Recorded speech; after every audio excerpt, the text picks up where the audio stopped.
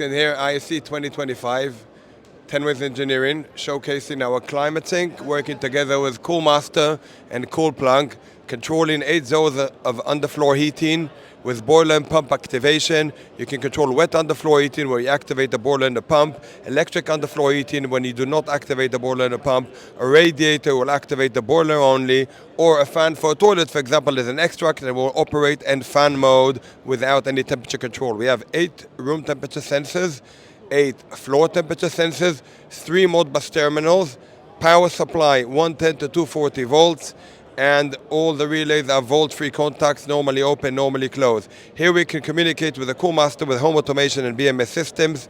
Here we can communicate on a Modbus line with Modbus wired controllers.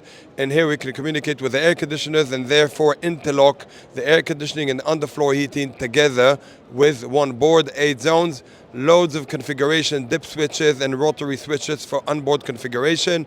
In addition, there are hundreds of other settings that can be done ASCII commands via USB.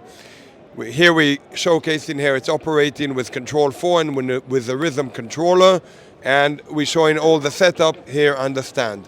Thank you for watching.